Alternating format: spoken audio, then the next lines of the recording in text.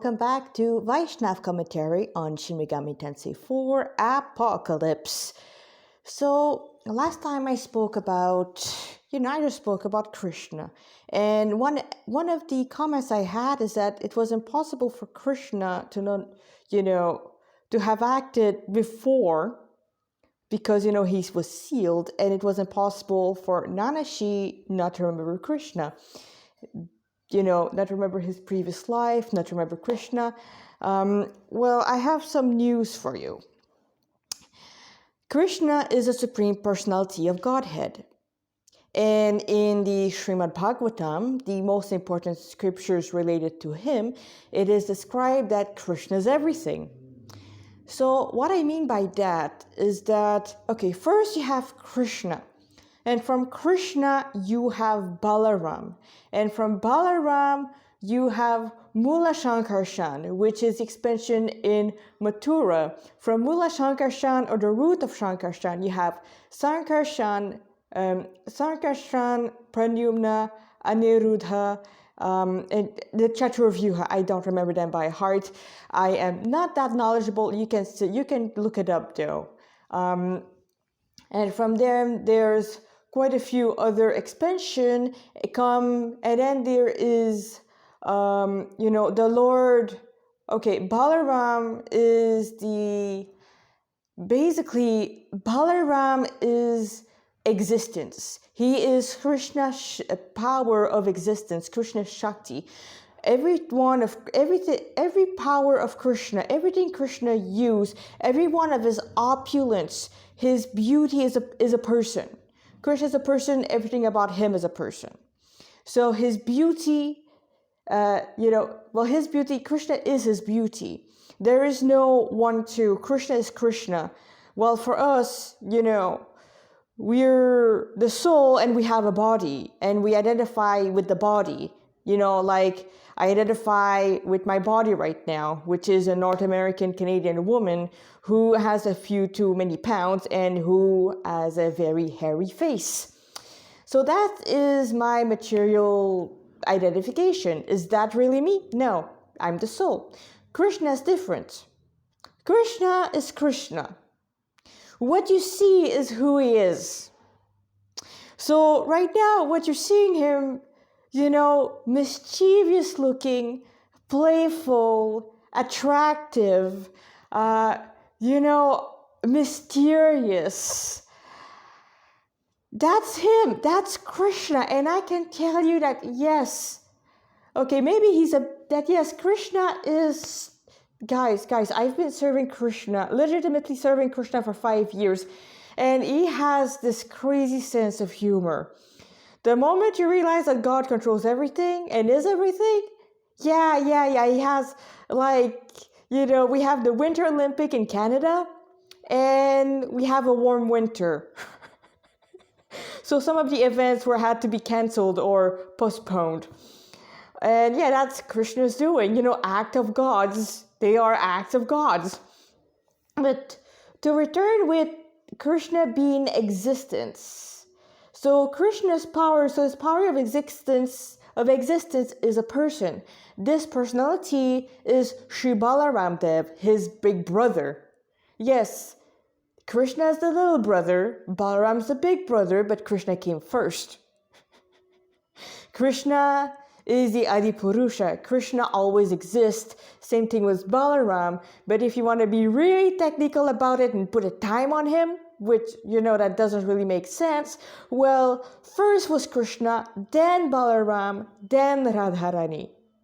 Because yes, Srimati Radharani is Krishna's bliss potency. So Krishna, so there are three main spiritual potencies, which are eternity, knowledge or existence or consciousness, and bliss. We're also made out of that, but Krishna, he's the source of that. He's the source of everything. Ishvara, Parama Ishvara Krishna Sachit Ananda Vigraha Anadir Adir Govinda Sarva Karana Karanam. So Krishna is a supreme controller, Ishvara Parama Krishna, meaning there's nobody above him. Not even Jehovah. Krishna is older than Jehovah. The Vaishnava scriptures okay, if you're talking writing knowledge, when everything was written down, it was 5,000 years ago at the end of the Mahabharata. But it's also proven that this was, that those Vedic knowledge are even older than that through oral tradition. And by that time, 5,000 years ago, oral tradition means if you tell something about a sacred text, then what you say has to be 100% true. Those used to be real, honest to Krishna brahmanas who were truthful, clean, kind, who had control over their senses, control of their anger. Basically, they were the ideal person in society. We're not talking about the brahmanas right now who do a little puja and ask a disgustingly high donation, and we're not talking about brahmanas who look above their nose at everybody down. No, we're talking about brahmanas who knew the truth. The brahmanas who used to be the doctors, who used to be the teachers, who used to be the messengers, who used to be, the priest, the one who would tell you, they could tell the future by looking at omens, and they would predict would happen because they had perfect intelligence. A brahmana, a real honest brahmana, like not one born as a brahmana, but one who has those qualities. And I know one of those guys. Those are the best because, they're like real life Mary Sue without the annoying things. They're not annoying. You look up to them because they're legitimately kind, legitimately nice. So those brahmana were truthful. So basically, when a brahmana would give you knowledge that he heard from his guru, it's basically the same thing. It's a recording. There's nothing that's changed, nothing that added, nothing that was detracted, or it is what it is. So when you reach to Srila Vyasadeva, the writer of the Srimad Bhagavatam, Srila Vyasadeva, the reason why some historians says, he's not, he has a different style of writing, that's because how he wrote the Vedas was exactly as he heard them from different persons. So when he wrote everything down, he wrote exactly what they said. And this is knowledge from the beginning of the universe. And that I'm not lying to you. One of the things he wrote was the Sri Brahma Samhita. And this is the prayer of the first living entity in the entire universe, Sri Brahmaji, born of Krishna. Krishna, born from an expansion of this sweetheart on the screen right now. So, to come back to what I was saying about how everything is Krishna's energy, so Krishna expands from Balaram Mula Shankarshan, the first set of Chaturvyuha, another Vishnu, another Chaturvyuha, and then you have Karanadakashayi Vishnu. Karanadakashayi Vishnu is the Vishnu who is the cause of everything. So this Vishnu manifests a notion of cause. It's the causal ocean. And this is basically, it's a notion of cause. I cannot explain to you. This is where it goes really esoteric and metaphysical, guys. Wait a moment. Okay, excuse me. It's, once again, I do serve in a temple and I'm the one who opens the door.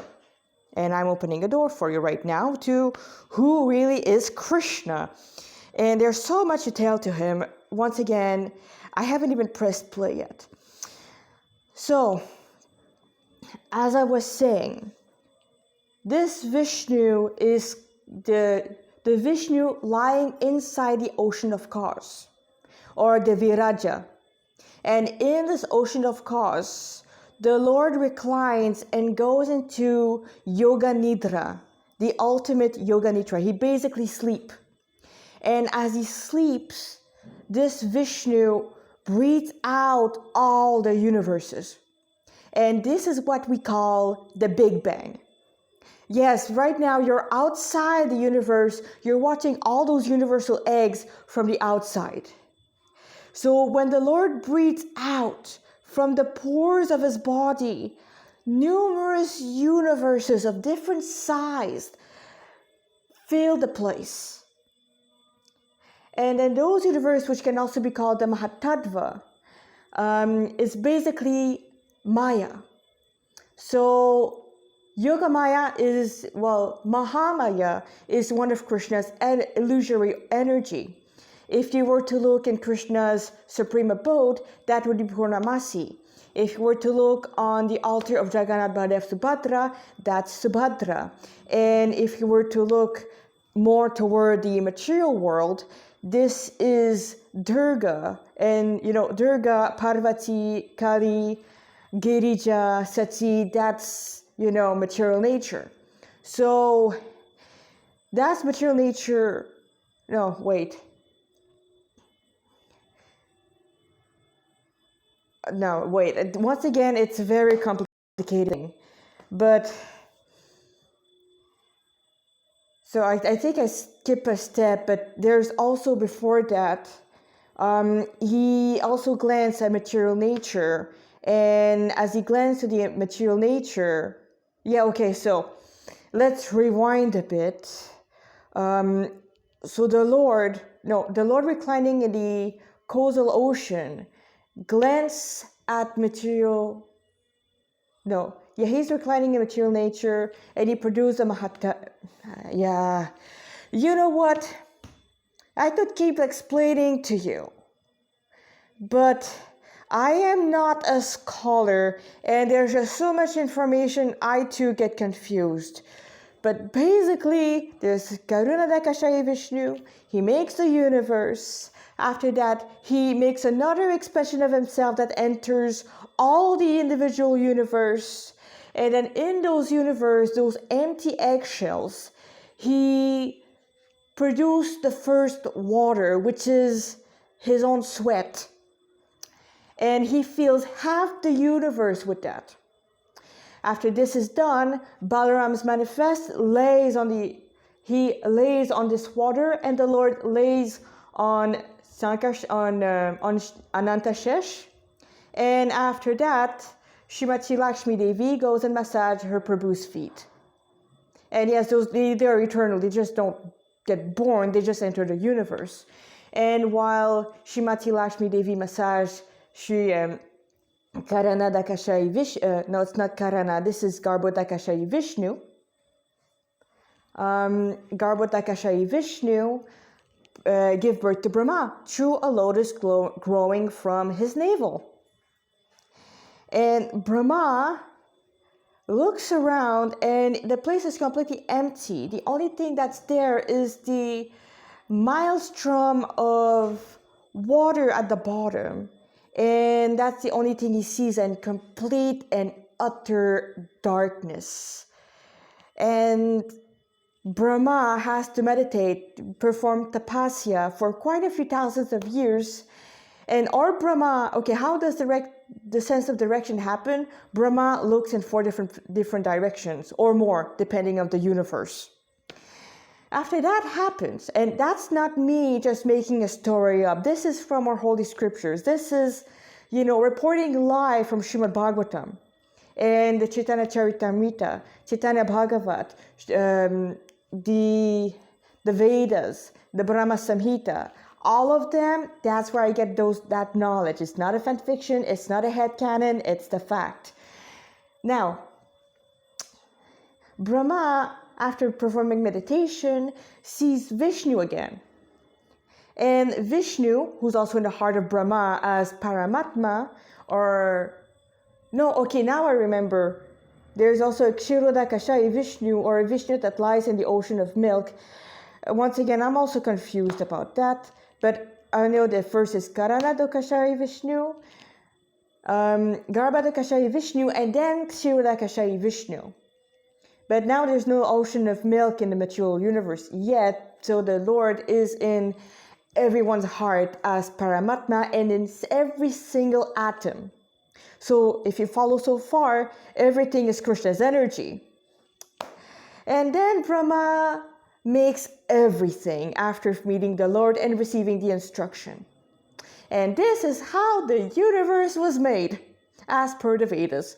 And this means that the seal Krishna is in is also Krishna. Meaning that Krishna cannot be sealed, because it's like sealing an ocean in an ocean. It's still the ocean. Even if you seal it in a jar, it's still, well, in this case, the jar is also the ocean.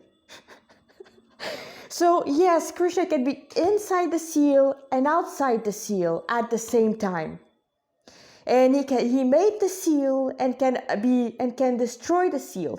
The only reason why he remained in the seal for so long was his own free will. Krishna has supreme free will. He can do whatever the hell he wants, and there's nothing we can do about it. Now, second part is about how Nanashi, my headcanon about Akira being Bhishmadev but not remembering it. Well, guess what? In the Bhagavad Gita, my favorite verse, Krishna says, I am in the heart of everyone. For me comes, and listen this well, this is 15:15 Bhagavad Gita, as it is, look it up. It is, for me comes remembrance, intelligence, remembrance, and forgetfulness. Meaning, and also from all the Vedas, I am to be known. I am the knower of the Vedas, the compiler of the Vedas, and the goal of the Vedas. This is 15:15 Bhagavad Gita. And he also says, I'm intelligence, remembrance, and forgetfulness. So if Krishna wants you to forget something, you can forget everything, including Krishna. Right now, every one of us has forgotten Krishna. And if Krishna wants to make you forget your own family, you'll forget your own family. And if Krishna wants to make you remember all your previous life, he can make you remember all your previous life.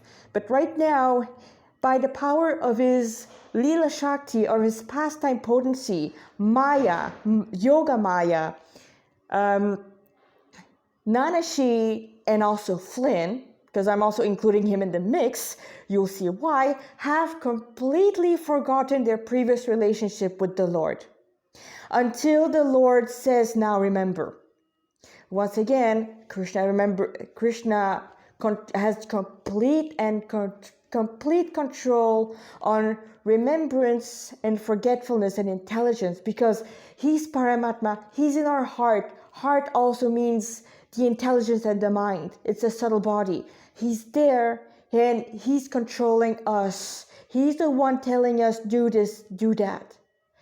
And he's also the one who we say, hey, I want to do this, I want to do that. I want this other man's wife. I want money. I want this. And Krishna, the heart, gives the intelligence required for you to do the actions.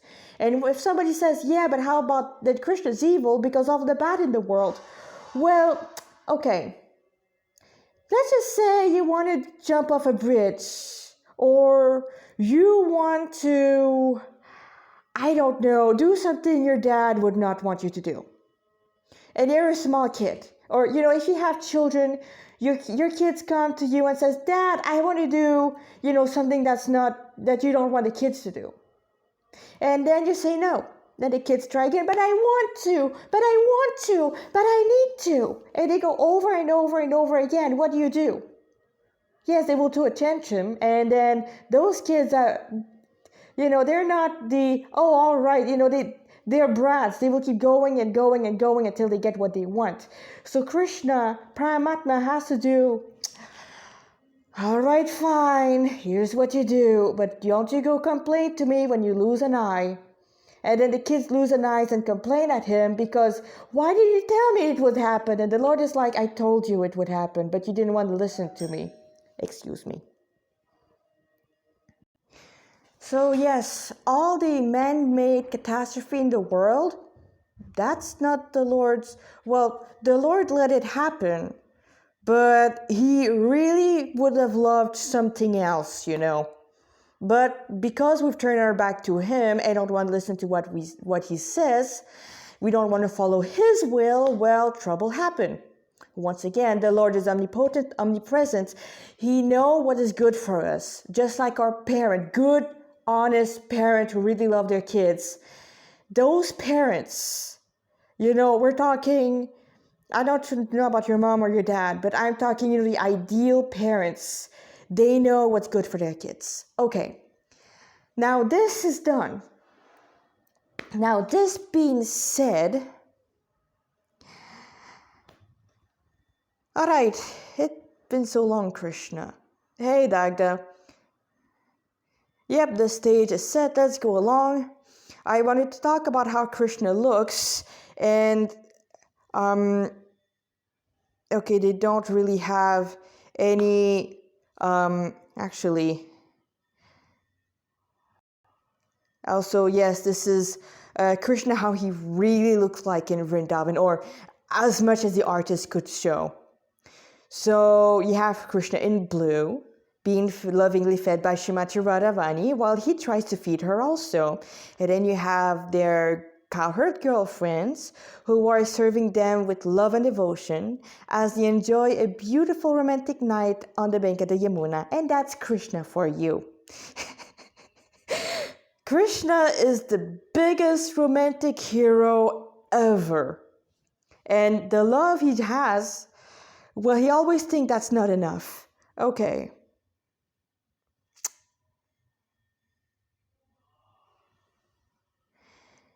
So, yes, I am using opera, and those are the things I've looked for. So, SMT Krishna. Let's see what I find. Yay, that's good. So once again, don't trust the Shin Megami Tensei wiki about Krishna. And actually don't trust any Wikipedia page about Krishna. They don't know Krishna. They don't know Krishna at all. Oh, that's even worse. Can you please make it bigger?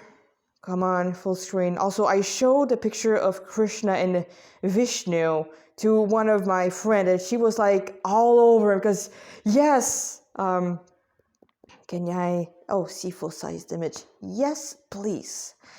Okay, Krishna's style through the eye of one of his devotee, or aspiring devotee.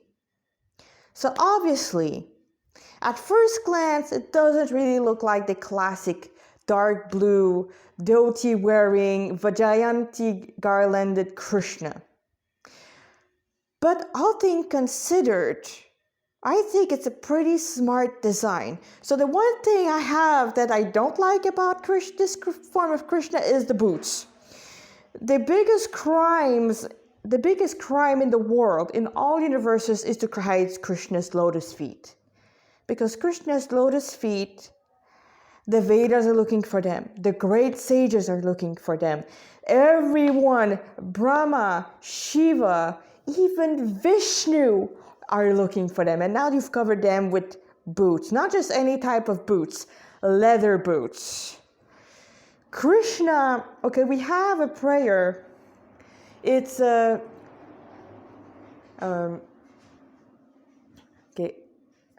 Okay, so... Namo Vishnu Padaya.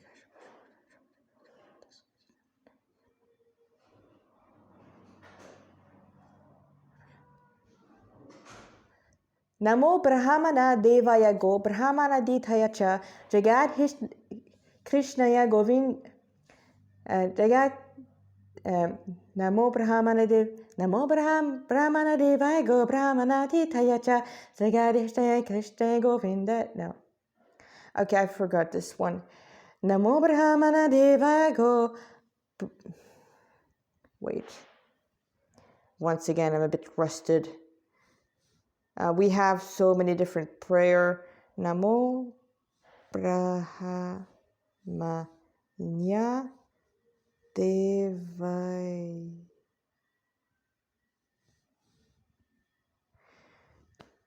Yeah, I've only been there for 5 years.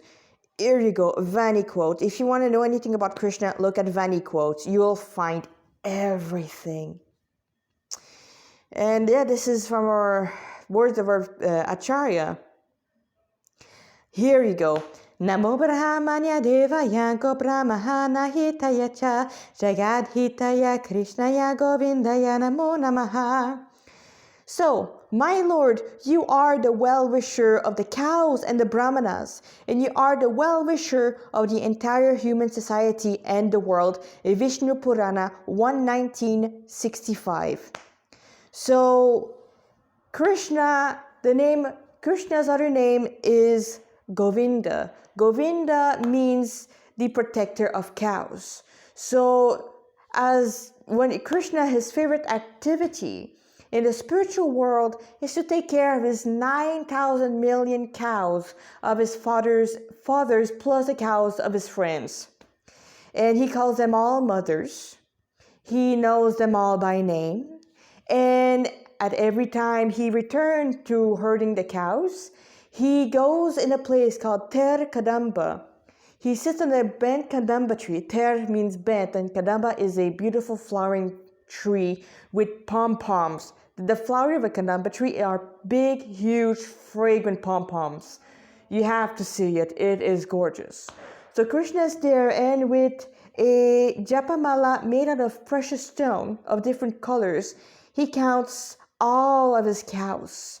So every group of cows of Krishna has 108 head. He has 108 chieftains. And those chieftains, he knows them by name. So he counts the head of his chieftains. And he knows that in every group there's a certain amount of cows. So anyway, that Krishna counts his cows there, and he knows them all by heart. So, and in the real Vedic period, in the real Vedic era, 5,000 years ago, cow killing means you're dead. I mean, killing a cow is equal to killing a brahmana, a teacher of society. And that's because the cow is one of our mothers. So when we say, well, the cow's not your mother, so that's not your milk. Well, actually, she is your mother. So you are expected not just to take care of her milk, you're supposed to take care of her as your mother. And this means you don't kill her when she stops giving milk. You keep taking care of her until her final days. But nowadays, cows is just seen as a profit. She's just seen as, she gives milk, she gives money. She gives no milk, she gives meat. And this is why we're having climate change, guys. We've run after it, and I'm also guilty of that. I ate I ate meat. I was a big meat eater before I became Hare Krishna. Now I stopped, and I got the blessing of Mother. I apologized. Yes, I apologized to the cow, and so should you. And, right now I'm being careful not to hurt her anymore. And cows are cuddly. Happy cows are cuddly cows. Of course, there are cows which are nice and soft, and other cows, they have to be chained, otherwise they cause trouble. Same thing with the bulls. Bulls is the father of humanity, because he's the one who tilled the field. He's the one who pulled the plow. He's the one who drives the kids at home. He's the one who brings the product to town to be sold. He is Dharma. He's Dharma personified. So in Vedic society, bulls were not seen as useless. They would work. And no, it's not animal abuse. The reason why bulls go crazy in captivity, that's because they have nothing to do. A bull is a bodybuilder. What does a bodybuilder like to do? A strong man like to do? He loves to show off his strength.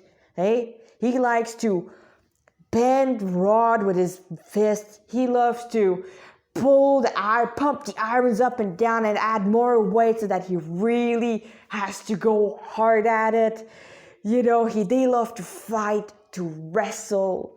They love scratches. They love, bulls are like that. So if you put them in a field with nothing to do, they will pull the fence out because, they feel like pulling something. And that's how you take care of your bull. Make sure they pull something heavy. Just have a cart, have a gut out bus, and have the bull pull it. Trust me, your bull will love it. So yeah, Krishna protects the cows and the bulls. And he protects all animals. He loves all animals. He's the source of all animals. And how about his skin color? He's just the average Indian black. Well, why not? He's the source of all colors. And also, that's sandalwood pulp. And this is a dark sandalwood pulp. So some sandalwood pulp, when there's a lot of oil in it, will remain dark. And also, that's the reason why we don't see Krishna often. Because Srimati Radharani is not with him, the chandan dries quickly and eventually it becomes powdery and white and flaky. That's because, he's suffering from the flames of separation from her. So because of that, he only has a few times you see him. And also another reason why Krishna is that brownish color, well, he wants to. Because at the same time, he's incognito. He doesn't want the demigods to come down. Well, all the demigods to come down. Because, Tokyo is small. And, the moment he's down and all the demigods come praising him, Jehovah knows, okay, time is up. And, that he's not supposed to be there. Krishna, he appeared in Dwapara Yuga as blackish Krishna playing the flute. Then he appeared in Kali Yuga as the golden avatar, Shri Krishna Chaitanya Mahaprabhu, the hidden avatar, but he was still predicted. And this one, well, Krishna's like, you know what, my great devotee Srila Prabhupada says I will come millennium after millennium. I guess that's another millennium gone, so I'll come again. Because Lord Chaitanya Mahaprabhu, he appeared in I'm bad with centuries, but he appeared 500 years ago. So that was in the previous millennium. Now he appeared in the year 2030 something, so that's another millennium. Something you need to know about Krishna is that if a pure devotee says something about him, it will happen. Like little 5-year-old Prahlad Maharaj told his big demoniac father, Hiranyakashipu, he confirmed that, yes, Krishna, my Lord is indeed, Vishnu is indeed in the solid marble column. So what happened? Nrsimhadev burst out of the marble column and fought against Hiranyakashipu until he ripped Hiranyakashipu apart. Because Prahlad says, yes, he's in the column. In some yugas, Nrsimhadev just walked to the door. But in this one, because Prahlad says, yes, he's in the column, the Lord burst out of the column. So because Srila Prabhupada says Krishna will appear millennium after millennium, Krishna appeared to us all again in the year 2000, and not just 2030, 2015, which was the 50th anniversary of Srila Prabhupada coming to North America and starting ISKCON. How do you like that for serendipity? Okay, so other part of Krishna. I mean, come on, the jazz-like outfit. You just know he means trouble. And Krishna, Krishna is a playful, mischievous cowherd boy.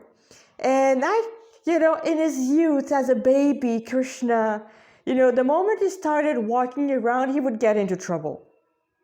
We're talking, okay, this is in the Srimad Bhagavatam, 10th canto.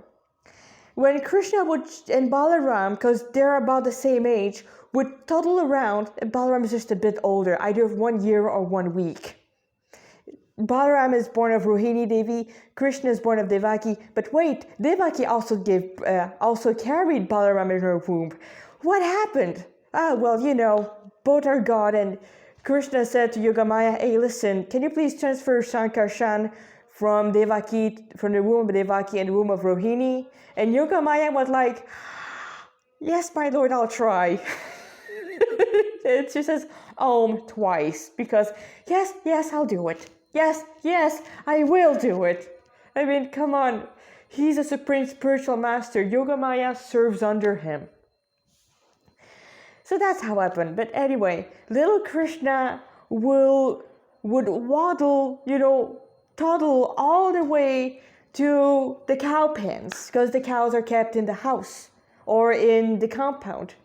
And then he would get on his feet, wobbled a bit, and we're talking Indian, baby Indians, they don't wear anything, because they're babies, they get dirty. So instead of having many cute clothes that get dirty, they don't wear anything, except that Krishna wears a lot of jewelry, because he's born as the prince of the king and the queen of the cowherd community in Vrindavan. So, Krishna would grab the tail of the calf, and the calf, if you grab the tail of a calf, the little calf, what does he do? He runs. And no, Krishna and Balaram do not let go. Balai and Kanai, those are their baby nickname. They don't let go of the tail. They keep holding the tail, and they get dragged all across the cow dung, the mud, and the cow urine of the courtyard. This really happens. This is Krishna's childhood pastime. So just imagine you're there. You're one friend of Mother Yashoda. You're here because you wanted to see Krishna, because Krishna is just so freaking cute. And the next thing you know, you hear a baby calf screaming and running around with Krishna holding his tail. What do? You try to catch the calf to save baby Krishna, even if baby Krishna has the whale of a time as he slide around the cow dung and cow urine.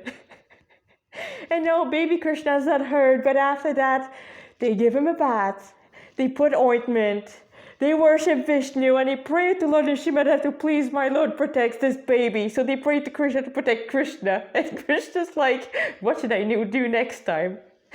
And that's what Krishna does in Vrindavan. Where did I start? Yes, Krishna is mischievous. And as a young man, he stole the clothes of the unmarried gopis. Krishna's that type of hero. Srila Prabhupada called Krishna a transcendental skirt chaser. And yeah, we're okay with that. Yes, Krishna is God, the same God that the nuns are worshipping. And they say, we belong to God. But what they don't know is that God, he has a personality. And it's that type of personality. And when he stole the clothes of the gopis, and those unmarried gopis were actually praying to be Krishna's wife. So basically, Krishna confirmed that, yes, I've accepted you. I've accepted you eternally. So, and that's one salvation. Salvation means being accepted in God's parishad, or God's entourage. And you can be accepted as a servant, as a Vishnu Duta, in which you see the Lord from far away. You see God personally, but they're still, like you in the President of the United States. And sometimes he comes close, and sometimes the President, let's just say the best example I've had is, a bit like Barack Obama. Here's a crying baby. What does he do? Take the crying baby, and baby calms down because he's a dad. So that's the Lord. He comes down, see people, but most of the time you cannot see him until you have an appointment. And then there's Lord Rama, who's also Krishna, who, by the way, by the time of the recording of this video, we're a few days until the birth of Lord Rama, Ramastami. Ram Jayanti. I'm missing a few things. The pandemic is really starting to have a toll on me right now. No, not that I'm a Hare Krishna devotee. We just didn't have all that many festivals, There's not many announcement about them. So as the perfect king, Lord Ramachandra, who is God in the form of a king, he would go to the citizen dressed as sometimes as a pauper, or as somebody who's low. Everybody knows, well, yeah, that's the Lord. But he comes close and he has friendship. It is described that when the Ramayana was, because he heard the Ramayana from his own twins. Yes, once again, just read the Ramayana if you like drama. It is better than the Game of Thrones. Like, the Game of Thrones tried, okay? The author, he really, really, really tried. But he got too caught up in the overly sexual degradation. Personally, I find it disgusting. I'm sure it's a great story, but I don't know, the gross factor is played a bit too much. And if you want to have a horse sacrifice, yes, there is a horse sacrifice in the Ramayana. Happy? Oh, and as for gore, try the Battle of Lanka, or try the battle between, Sri Rama and Marichi. We're talking limbs were flying. The Lord is one with his bow, and all the demons flying around, disembowelment. Animals are dead, people are dead. It was a slaughter. And then you have Shripanika running back to her brother, covered in the dragon trails of those whom, just to show like, oh look, it was terrible. And we're all also, we cannot, if you want to see something really terrible, Shripanika is getting her nose and ears cut. I mean, come on, blood everywhere. She's bleeding, she's crying. Yeah, the Vedic eras were magic and amazing. I love it. So that's, Lord Ramachandra, he's closer to... So when he heard the Ramayana, it is described that Lord Ramachandra came down of his throne and sat with his citizens as he listened to Lava and Kusha's recitation of his own pastime, or Sita's pastime. And then you have Krishna in Dwarka. Here, Krishna is not a king. He's a chieftain and a national hero. Yes, he has his queens, but the queens were princesses that were basically thrown at Krishna's feet because, please take my daughter. And the daughter's like, Dad, I want him as my husband. No, I mean, Queen Rukmini actually told Krishna, kidnap me right now, or I will perform so much austerities, I will die and take birth again and try to get you again. Oh no, seriously, this is all Krishna's pastime. There's no better stories. And I'm reading lots of fan fiction and none of them even come close to the amazing, crazy, chaotic, loving pastimes of Krishna and his devotees. So, you grow closer to Krishna. And Dwarka, you can be one of Krishna's queens, one of Krishna's wives. Krishna's even closer to his citizens. And then in Vrindavan, in Mathura, he's the son of a chief that serves under Ugrasen. Ugrasen, that's his grandfather. Or is that his? Yeah, that's his grandfather.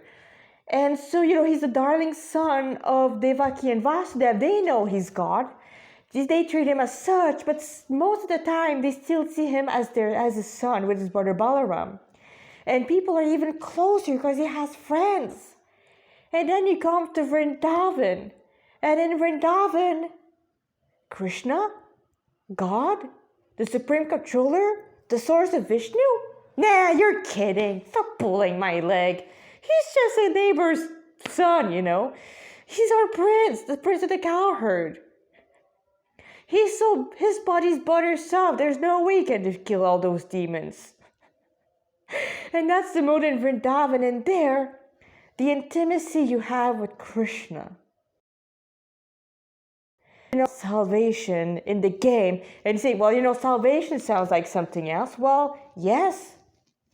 Krishna is inviting you to have those pastimes in your swarup, not in the body you have right now, but in a body made out of eternity, knowledge, and bliss, just like his. A body that never grows old, never grows sick, that is never handicapped, that is never going to die. A body that is perfect for the relationship you have with him. And it's a body you already have right now. You've just forgotten about it. So yeah, that's Krishna being, he's just showing who he is. He's showing who he is by being hidden. Now, another, oh my God, it's so blurry. It's so low. It's so low. So, now something else. Something that's missing in Krishna's hands is his reddish palms. And not just the reddish palm, but Krishna in his hand has signs. Like he has chakras on each of his fingertips. And he has lotus, bows, chakra. He has different signs. You can look it up. It doesn't show it there, but I'm sure if you have a better resolution, you can see it. Also, those design on his coat, those are chakras. So those can also represent the four weapons he carries. So the chakra, gada, padma, shankha, or the dickus, the disc weapon, the conch shell that gives bliss to the devotees, and then this is called, the disc is, my guru says, Shri Vishnu has both hardware and software. Software is the conch shell and the lotus to give pleasure to his devotees and give blessings, and then the hardware is his mace, komodaki. Yes, his mace is a person and has a name, and his chakra, the Sudarshan chakra, who's also a personality. Same thing with the conch shell and the lotus. And in the Ramayana, Lord Ram has 3 brothers. So there's Ram, there's Lord Ram, and then as a brother he has Lakshman, of course. Chaturanga, I'm terrible at his name. And which is the 4th one? Oh my Lord, please remind me. So Ram, Lakshman, Shatrugna, and Kaushalya's, is it Kaushalya's son? Kaushalya's son. Kaushalya Putra. Let's go with that. No, I cannot. Krishna, please stop doing that. So each of his brothers is a weapon, save the lotus, because in the Ramayana, he was sent here to kill demons. So it's like, conch shell is okay, but not the lotus, it's too soft. Other details. Krishna, inside of Krishna, Krishna's love is red, but he hides it under the dark blue color of Madhura Ras. Let's say that. So basically this is shown by his coat. His coat is a very clever representation of what is in Krishna's heart. In Krishna's heart, there's love, pure love can be either gold or red. So yeah, he covers himself, but inside, he's all love. Now, another detail I absolutely adore is the flute. So in the Srimad Bhagavatam, we have a chapter called the Song of the Flute, or the Venu Gita. In the Song of the Flute, it is Krishna's gopis who, suffering from separation from Krishna, sings the glory of Krishna's flute and also insult it because they're jealous of that flute. Why are they jealous of that flute? Because Krishna kissed that flute all day long. And not just that, but that flute never leaves his side. And the gopis are like, they're Krishna's lover. They're like, oh, come on, we're supposed to be there. That flute takes all the nectar of Krishna's lips. We want to take birth in the family of the flute. Girls, let's do tapasya to be a flute next life.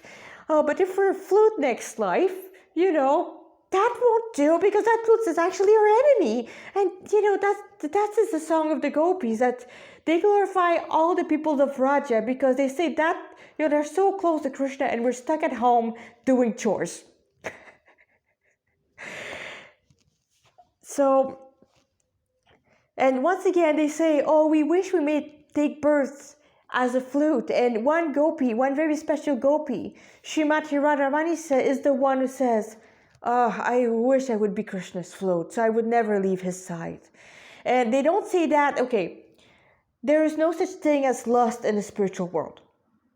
It's only pure love. You may say, yeah, but Krishna's known as being a transcendental skirt chaser, meaning he's lusty. No. The pure love Krishna and his devotee, shares in the spiritual world has nothing to do with the lust we have here. It looks like it, but it's so different. Lust is, I want to have my senses pleased. I want to be happy. I want to have pleasure. Me, myself, and I. In the spiritual world, it's, oh, I want to give Krishna pleasure. I don't care about myself. I don't care about my fame. I don't care about what my family will say. I don't care what my husband will say. I want Krishna to enjoy me. And I don't care if he doesn't, because he has somebody else to give him more pleasure.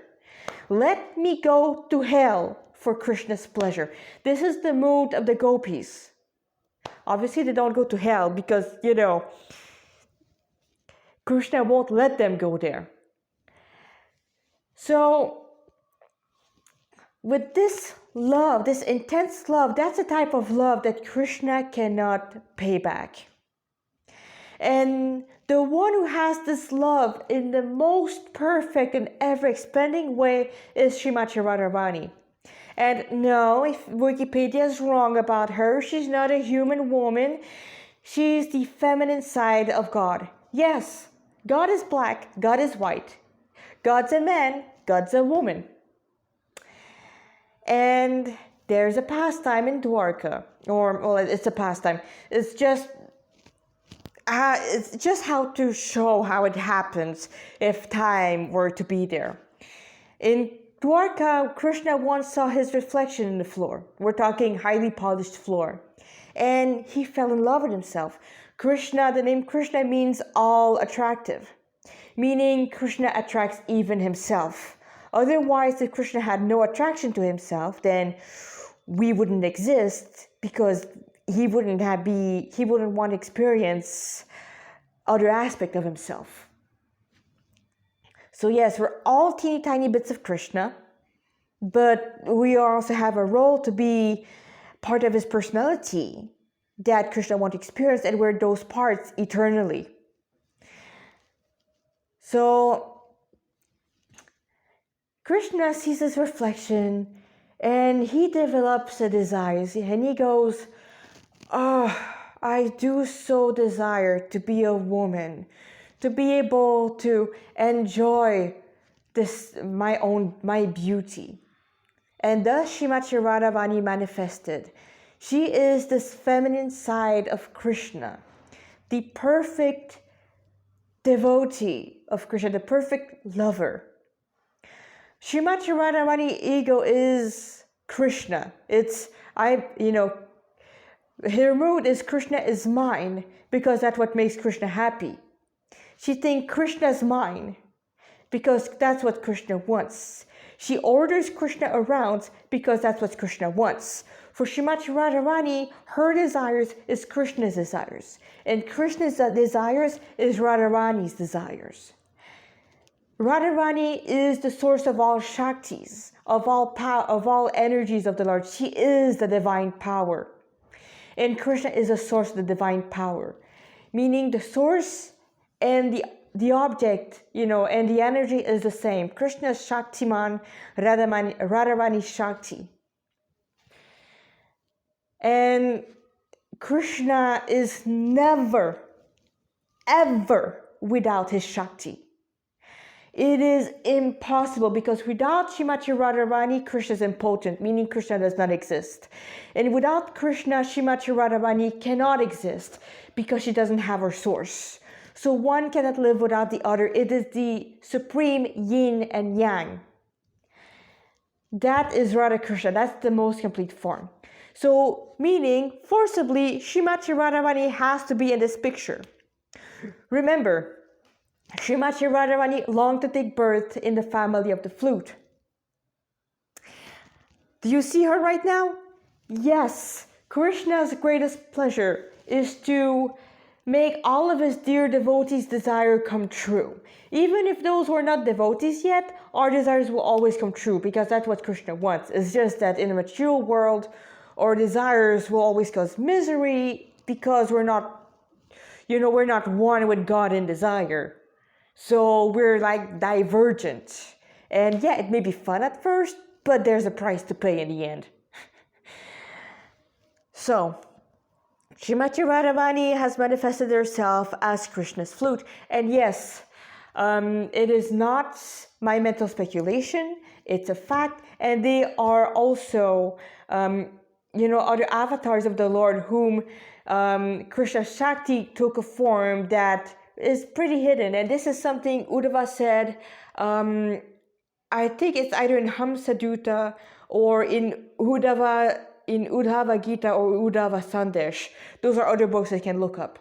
But he says, the one I remember the most is, as Parashuram, your Shakti was your axe.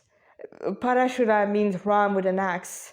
With Narasimhadev, I don't know them by heart, but I know I've heard it in one of the many classes. But every time you see the Lord with his most powerful Shakti, that's an expression of Shrimati Radharani. And she's also the expression of bliss, so she's also the source. Okay, just like Krishna is the source of all Vishnu, and also the source of Shiva, Shrimati Radharani is the source of all Lakshmis and Durga. Yeah. So yeah, Radharani is Krishna's flute in this one, because Shrimati Radharani is golden. Her other name is Gauri, or Gaurangi, or Himavati. So Krishna's flute is golden. Usually, Krishna has plenty of flutes. In Nandagram, he has a chest filled with them. He has flutes made of bamboo. He has flutes made of gold, silver, copper, brass. And he also has flutes made out of crystals and flutes made out of marbles. Or marble, and also of marbles, why not? So now he holds a golden flute, and Shrimati Radharani is described to wear either red or blue. Look at those jewels. There's a red tassel and a blue, dark blue gem, which is the actual color of Krishna. Now, moving on. Shrimati Radharani is also, of course, Krishna's peacock feather. By the way, the reason why Krishna wears a peacock feather, there's a few reasons for that. One of which, that peacock feather, that's Suryadev. Yeah, that's the sun god. Because the sun god desired to always have darshan of Krishna's lotus feet, so he manifested as a peacock feather. So when Krishna holds himself in the tree bend position, and he has the peacock feather bent right over his feet. So Surya just bend over, hold tightly, and look at Krishna's lotus feet. And sometimes he falls at the feet of Krishna. The other reason is, in Vrindavan, there are dancing peacocks.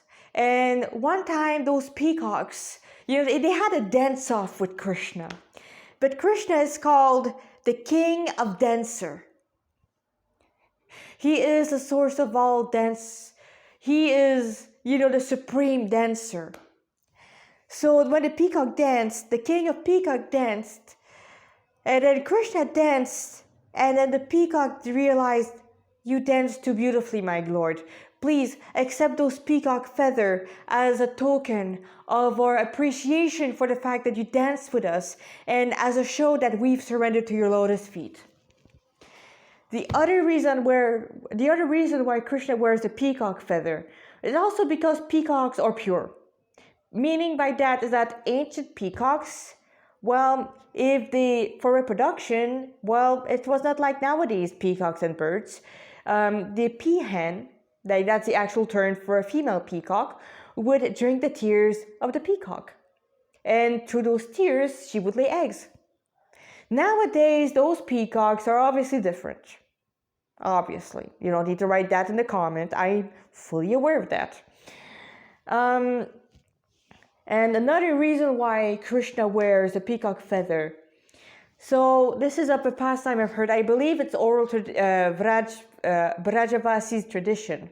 Krishna is the supreme Vrajavasi. He lives in Vrindavan or Vraja. You know what Vraja means? The expanse. Because Vrindavan is it's an unlimited cow herding pasture. So yeah, that's how the expanse comes from. It comes from Krishna. So in Vraj, Radha and Krishna decided to play with each other. And I mean, just innocent play. So Krishna said, "Oh, my Srimati Radharani, I will take the form of a snake and I will hide somewhere. You take the form of a peacock and look for me." So they did. Radha and Krishna, there's nothing impossible for them. If they want to turn into peacocks and snakes and whatever else they feel like, they can. And they will. I think somebody wants to come in. I'll be right back. And I'm back. So, the peacock pastime. So Krishna goes and hide. Thing is, if Krishna wants to hide, you will not be able to find him. He can be right in front of you, and he will hide the fact that he's a person behind the fact that he's a statue. Yeah, Krishna does that. That's his favorite hiding spot. Like right in front of your eyes, and you cannot see him. So Srimati Radharani, she goes, looks for him. She looks everywhere. She cannot find him. And thus she starts to cry pitifully. We're talking, it sounds like she's about to die it's great lamentation out of love because Krishna's not with me. He must be suffering. So out of love for Srimati Radharani. Also, peacock are known to kill and eat snakes. So that's just another thing about those birds. So they're not like, being a peacock doesn't mean you're an effeminate, you're campy. It means you kill snakes and you're immune to their poison and you eat them for breakfast. Peacocks are awesome and fabulous at the same time. What's not to love?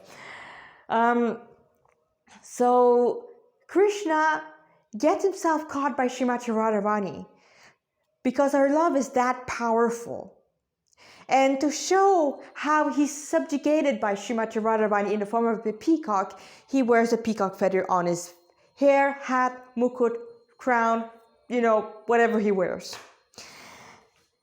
Also, the tilaks he wears. So what you're seeing right now, this is a Vaishnava tilak. It's a V. And I believe it's from the Ramanuj Sampradaya of Vaishnava, anyway, let's look it up. But yes, it is from a Vaishnava Sampradaya. So, Vaishnava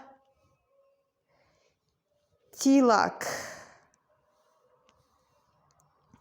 Go. Let's see if I was right. It's been, I think, like a year since I've seen it. Yeah, okay, let's see that. No, I'm sorry, I was wrong. It's from Madhavacharya. And, okay. So, now I'm just trying to remember which Madhavacharya. But, okay. I just noticed it don't show ours. Oh my. So I'm sure there's like something more, so Jagannath has, okay. This is the 12 parts of tilak. So when we wear tilak, it basically means our body is a temple of Krishna or a temple of Vishnu. Here we go. So, I wear the basic form. We're from the Gaudiya Sampradaya. I wear the basic form. And yeah, that's what I wear. Sometimes I put a bit of Sri Kumkum in the middle because I have that. Krishna's is either, okay, they don't show the red, but Prem Seva Kunj, which maybe Radha Vallabha Sampradaya. Oh, that would make sense. He adores Radharani.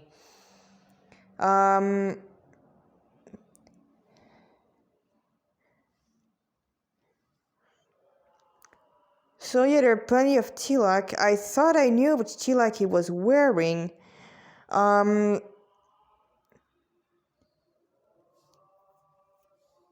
then again, we're only seeing part of it, so it could... Please, Pinterest, yay. I don't like Pinterest. I don't get why people like it so much. No, I don't.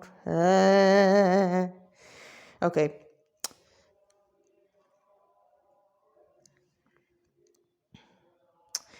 So,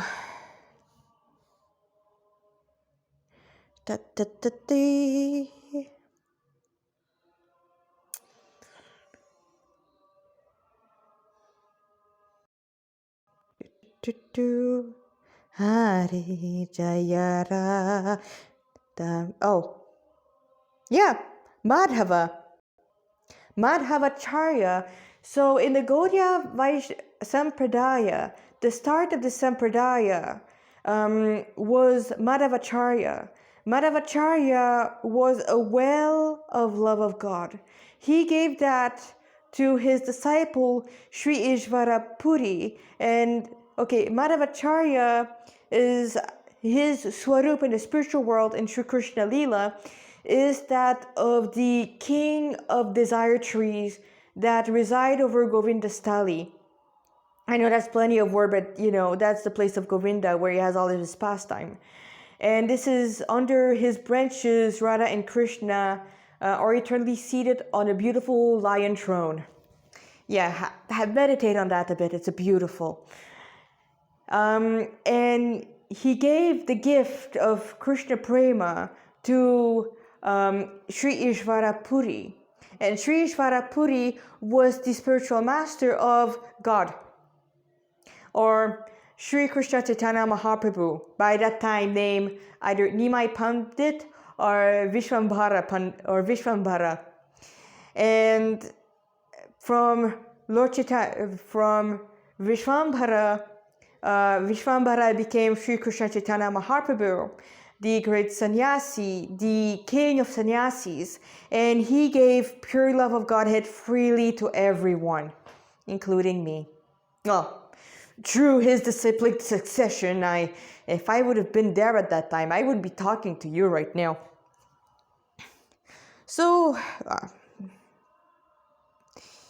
here you have it.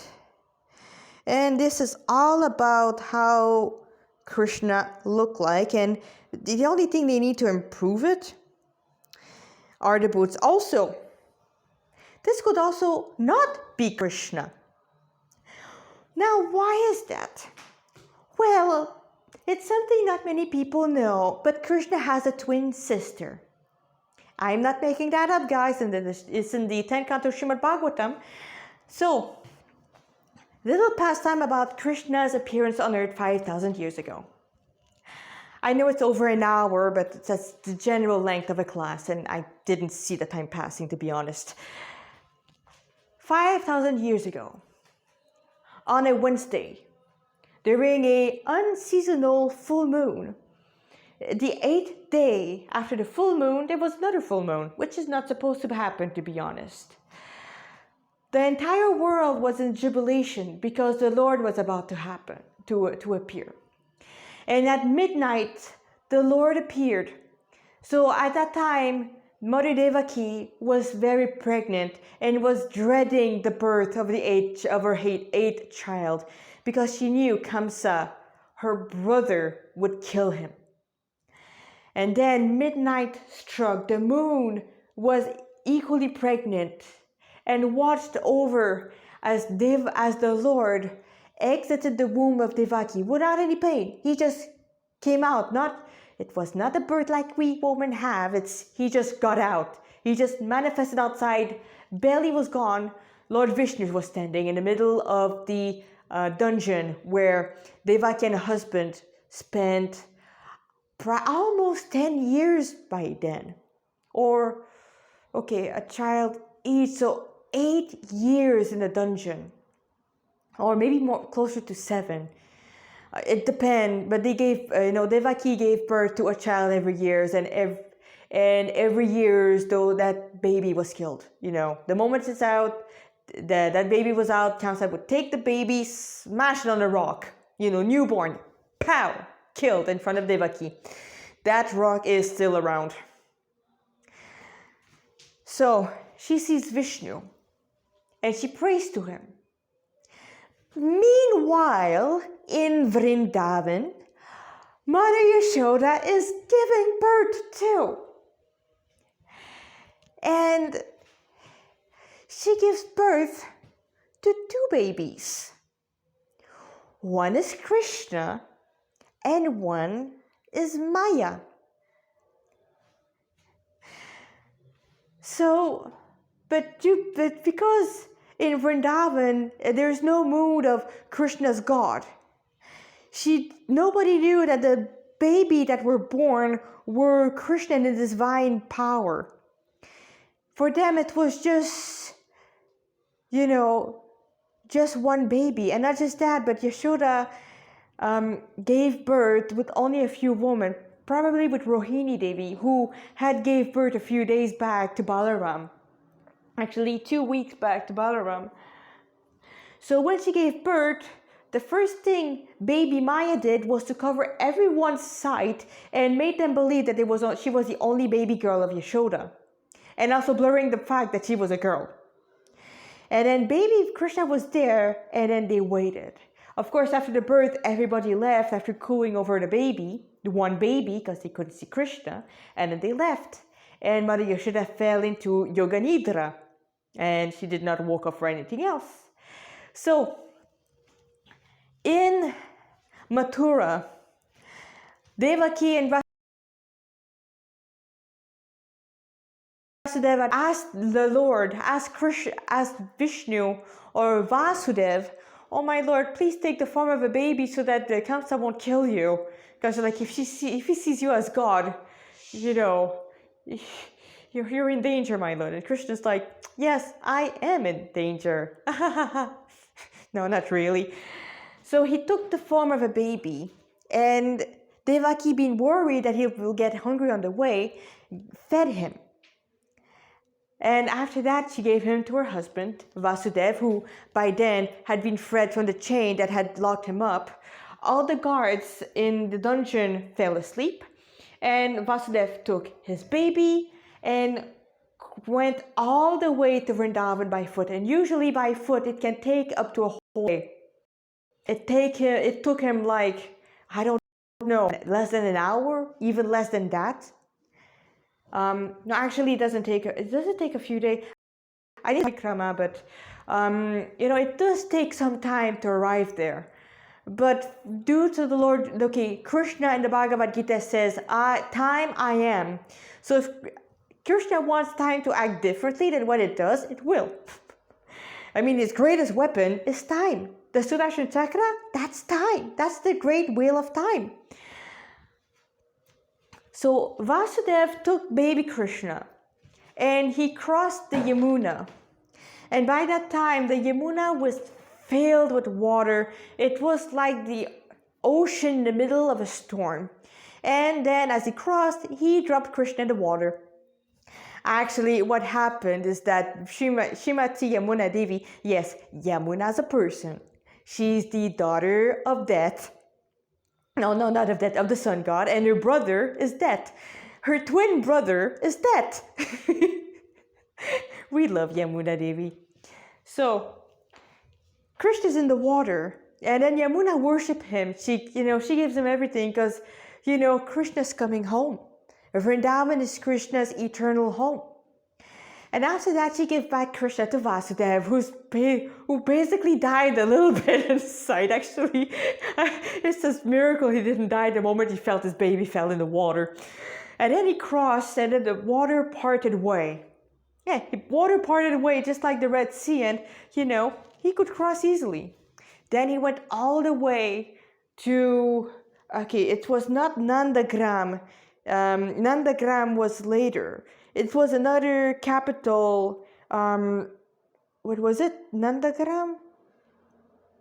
No. Nandagram is in Vrindavan. This one is outside of Chatikara. Gokul. He was in Gokul. In Gokuragram. So he went to Gokuragram, entered the palace of the king of Vrindavan, Vasudev. He's also named Vasudev. The castle of Nanda Maharaj, and everybody asleep. Nobody noticed him, even the guards. So he saw Maria Yashoda sleeping, and Vishnu told him, when you come to Vrindavan, exchange me with the baby girl of Yashoda. And yes, he knew who Yashoda is, because Vasudev and Nanda, well, they're family, they're cousins. So he put Krishna there, but Krishna was already there, but hidden.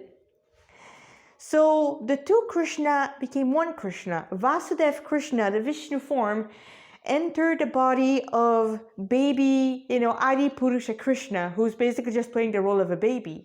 Then he took Maya and then went back to Mathura. And then there, after putting the shackle back, Maya began to cry to warn Kamsa, and also woke up everybody there to warn Kamsa that, Kamsa, I'm here, come and get trapped. And yes, when Kamsa tried to kill her like he had killed all the baby, Maya just slipped out of his hand, went to the sky, showed her full form and says, you goofed, my boy, and you will suffer from it. Well, that's me paraphrasing it. But Kamsa, you fool! You think you can kill me, Maya? Ha! Know this, that Krishna has already taken birth somewhere else. Do not cause pain to your sister anymore. And then she left to the Vindhya hills, where she waited until she had to come at Subhadra. Yeah, that's what happened. So that's the story of how Krishna appeared. It's a Janmashtami.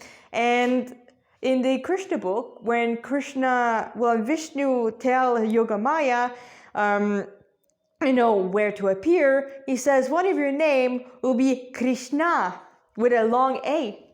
So yeah, Krishna or Krishna, that's masculine, and Krishna, that's feminine. So the form you're seeing right now could very well be Maya, Durga, who's also called Krishna. And how did she hide that fact that she's not the actual Krishna? Well, how do you write Krishna? Okay, it's the real way to write Krishna. It's K-R-S-N-A.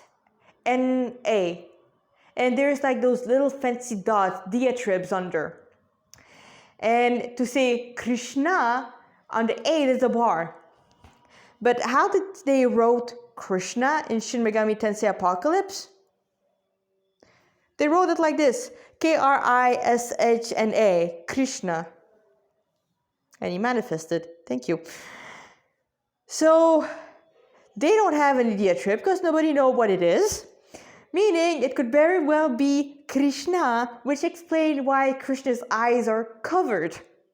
They are not Krishna's dark blue eyes or sometimes even golden eyes. Those are Maya's eyes, and she's covering us. So this is what I get from Krishna's amazing design. So we haven't read anything about the YouTube video, but this is how the cookie crumbled. Yeah, Krishna, I know you're not very happy. So anyway, I've taken enough time from you. If you've managed to hear this far, congratulations. I'll see you when I'll feel like it. Hari Bol, Hari Krishna.